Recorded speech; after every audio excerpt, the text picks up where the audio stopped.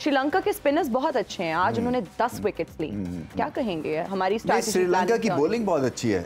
अभी पतिराना है, थिक्सना है, ये इनके रेगुलर जो है ना 2 स्पिनर्स हैं। ये तो अभी फीचर उस तरह से नहीं किए हैं जैसे कि बाकियों ने किया। सो ये ऑलराउंड स्ट्रेंथ है इसमें। फिर घर पे खेल रहे, आज क्राउड बहुत अच्छा आया हुआ था, इनको सपोर्ट मिलेगी क्योंकि एशिया कप का फाइनल खेलना बहुत बड़ा एजाज होता है। तो पाकिस्तान को एड़ी चोटी का जोर लगाना पड़ेगा। देखिए 2-3 लेवल्स के ऊपर उनको फाइट करनी है पाकिस्तान को। एक तो ये जो मेंटल टेंशन हुई है ना भारत से मैच हारने की, इससे बाहर निकलना है।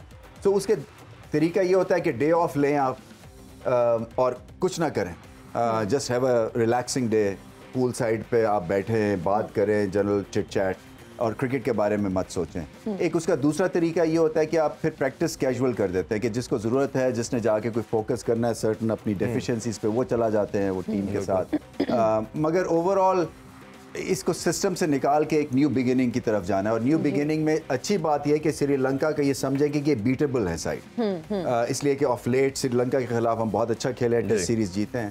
तो ये सारी चीज़ें, एक मेंटल लिफ्ट की ज़रूरत है, एक टेक्निकल लिफ्ट की ज़रूरत है। आसान नहीं होगा, मगर श्रीलंका से जीतने से फिर अगर फाइनल में भारत आता है जी, तो मैं तो अभी भी 50-50 इरफान कहते हैं हम जीतेंगे। नहीं, मैं खुद 50-50 हूं। मेरे मोजे होते हैं फिर। तो ये मोजे के ऊपर चलेगी बात। स्पिनर की हम बात कर रहे हैं, जिस तरह अभी जो हमने कल का मैच और आज का मैच में देखा कि स्पिनर जिस तरह परफॉर्म कर रहे हैं, अब हमारे पास देखा जाए नवाज की ऑप्शन है, उसामा मीर की है, और 2 पेसर हमें रिप्लेस करने के लिए आ रहे हैं। आपको क्या लगता है कि पाकिस्तान भी ये स्ट्रेटजी बना सकता है, जिस तरह भारत ने 3 स्पिनर खिलाए, श्रीलंका ने 3 स्पिनर खिलाए, और हमारे पेसर उस तरह एक्सपोज नहीं हुए, अभी नए आएंगे, वो क्या करते हैं? तो क्या आपको लगता है कि हम भी स्ट्रेटजी पे जा सकते हैं? अपनी स्ट्रेंथ देखे ना, अगर नसीम शाह अवेलेबल नहीं है और हारिस रऊफ अवेलेबल नहीं, तो आपकी स्ट्रेंथ फास्ट बॉलिंग नहीं रही है, तो फिर आपकी स्ट्रेंथ बन जाएगी स्पिन इन पिचेस के ऊपर। तो फिर एक एक्स्ट्रा आपको स्पिनर शायद खिलाना पड़े।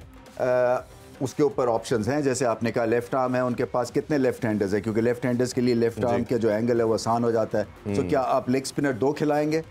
2 भी खिलाते रहे हैं, मुश्ताक और अब्दुल कादिर हमारे साथ दोनों खेलते रहे हैं। सो ये मैगेल शेनवान दोनों खेलते रहे। तो ये इस तरह से है आपके पास एग्जांपल्स। मैं समझता हूं कि उसामा मीर बुरी चॉइस नहीं होंगे, क्योंकि वो लंबे कद के, उनको बाउंस मिलता है वो, और फिर टेस्ट भी हो जाएंगे कि अगर शादाब पे बहुत प्रेशर क्रिएट हो रहा है और उनकी ऑर्डिनरी बॉलिंग फॉर्म चल रही है, तो आपको फिर एक ऑप्शन क्रिएट उसामा की शक्ल में मिल सकता है। जी अच्छा, उस्मान भाई आपसे भी जानना चाहेंगे, हमने रमीज़ भाई से भी इसका इनपुट लिया। बैटिंग के अंदर अगर बात करें तो हमारे जो बैटर हैं, खास तो मिडिल ऑर्डर की बात करें, थोड़ा वीक है, वल्नरेबल है। आपको लगता है कि टेक्निकली साउंड जिस तरह सबसे हमें बेहतर नज़र आता है, साउथ शकील स्पिनर को बहुत शानदार खेलते हैं, अभी डबल सेंचुरी की, अब्दुल्ला शफीक दोनों, तो आपको लगता है कि कहीं ना कहीं हम इन दोनों को रिप्लेस किया जा सकता है? फ़खर जमान की बात करें, उनको थोड़ा वेट किया जा सकता है, या सलमान अली आगा स्ट्रगल कर रहे हैं स्पिनर के अगेंस्ट, वो स्वीप मारने की रिवर्स स्वीप कर रहे हैं, बट उनको जिस तरह हम तो डेली बात कर रहे हैं कि हैंड से जब तक आप स्पिनर को रीड नहीं करेंगे, पिच से रीड करेंगे, फंसेंगे। तो ये 2 चेंजिंग आपको नज़र आती हैं टीम में, हो सकती है? देखें, दोनों जो नाम आपने लिए हैं, साउथ शकील और Abdullah Shafique, they perform really well in Sri Lanka. जो पिछली सीरीज़ है, दोनों ने डबल 100 स्कोर किए, और वो सीरीज़ पाकिस्तान के नाम करने में बहुत बड़ा किरदार था उनका। तो ये बहुत अच्छा ऑप्शन हो सकता है। देखें, एक्सपेरिमेंट करने से नहीं घबराना चाहिए। ये दुरुस्त है कि जी ये ज़रूरी नहीं है कि हर रोज़ हर प्लेयर जो है वो अपनी फॉर्म अपना 100% दे पाए।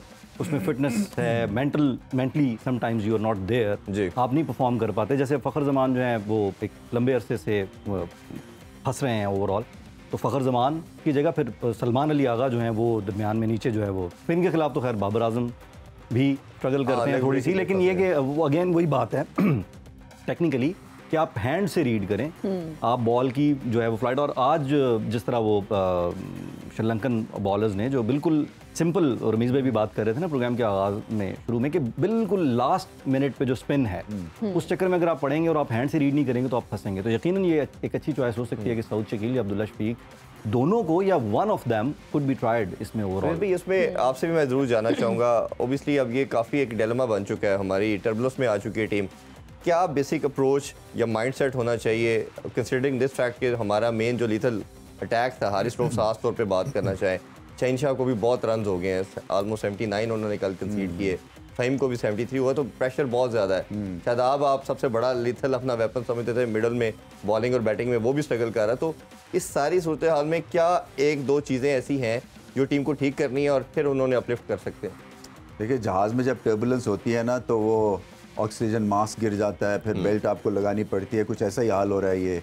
यू नो ये है ऑक्सीजन की ज़रूरत है, और ऑक्सीजन मिलती है डग आउट के एटमॉस्फेयर से, इन्वायरमेंट से, जो थोड़े से घबराए हुए होते हैं कई इंडिविजुअल्स। देखें डिफ़ीट जो है ना वो मुख्तलिफ तरह से असरअंदाज होती है इंडिविजुअल्स के ऊपर। कई इसको पॉजिटिव तरह से लेते हैं कि बिल्कुल बैठ जाते हैं। सो पहले तो इनको जी अप करना है, यानी कि इनको ये समझाना है कि ठीक है एक बहुत बड़ा हादसा हुआ है but it's not the end of the world, और उसके बाद फिर देखना है कि टेक्निकल एतबार से क्या चीज़ ठीक करनी है। कई बल्लेबाजों का पाँव ठीक नहीं चल रहा है, कई स्विंग को नहीं पकड़ रहे हैं। सो स्विंग को खेलने का जो एक नॉर्मल जो एक जिसको कहते हैं ना कि फ़लसफ़ा आप कह लें या एक टेक्निक है कि pick the ball early and play late. तो इसलिए कि आप जितना लेट खेलेंगे वो स्विंग को आप एंड होने देंगे, फिर आपका बल्ला आएगा तो आपके सर्वाइवल के चांस ज़्यादा होते हैं। तो हम क्या होता है कि क्योंकि इतनी परफेक्ट पिचेस के हम बैट्समैन तैयार करते हैं और रोड्स पे खेलते हैं, एक ही तरह की पेस को खेलते रहते हैं कि हार्ड हैंड से खेलते हैं। सीमेंट पे यहाँ पे बहुत क्रिकेट होती है, तो इसको सामने रखते हुए आई थिंक एक तो बैटिंग को इस तरह से एडजस्ट करना है, क्योंकि ये श्रीलंका की जो पिचेस हैं ये ऑलमोस्ट मिरर करती हैं इंग्लिश पिचेस को। ये सब कॉन्टिनेंट जितनी भी हैं उनमें से मुख्तलिफ है श्रीलंका की जो प्लेइंग कंडीशंस हैं। तो यहाँ पे आपको एडजस्ट करना है, और इसी तरह से आपकी शॉट सिलेक्शन बेहतर होने वाली है। आपको सीधा खेलना है मिड ऑफ मिड ऑन के इनिशली, ताकि पूरे बल्ले से खेलें और अटैकिंग मोड में रहें, क्योंकि जब आप डिफेंसिव मोड में चले जाते हैं फिर आपकी सारी फीट मूवमेंट से लेके बॉलिंग में जो आपकी अहलियत है वो सब सफ़र करती है। अच्छा, उसमें हारिस के हवाले से मैं जानना चाहूँगा। ओबियसली जब हमें सेम तरह के सिनेरियो में हम वर्ल्ड कप में ट्रैप हुए और टीम एक ऐसी शेल में गई, तो उसको जब इंडक्ट किया गया तो उसने आके टोटल गेम चेंज कर दी। इवन दो 30-35 उसके ऐसे थे तीनों मैचेस के अंदर कि पाकिस्तान टीम अपलिफ्ट होगी और फाइनल तक पहुंच गई।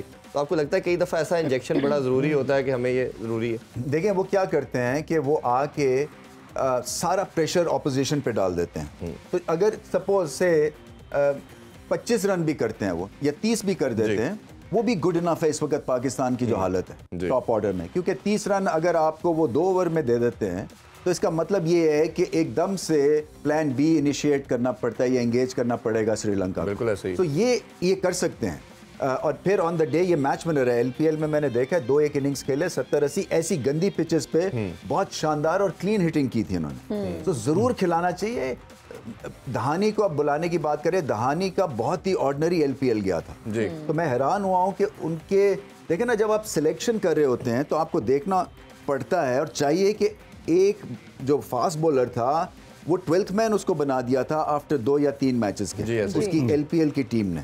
तो ऑब्वियसली प्रॉब्लम्स चल रहे थे, तो फिर आपने उनको सिलेक्ट किया तो किस बेस पे किया? आई थिंक धानी के लिए भी ठीक नहीं होगा अगर उनकी फॉर्म नहीं है। मेरा ख्याल है सरप्राइज फैक्टर आपने डालना है तो एहसान उल्लाह एक ऐसा है, अगर वो फिट होता तो उसका 150 नॉच का बॉलर। खेलों से रिलेटेड तमाम अहम खबरें और अपडेट जानने के लिए सुनो न्यूज़ के यूट्यूब चैनल को भी सब्सक्राइब करें और बेल आइकन को क्लिक करना मत भूलिएगा।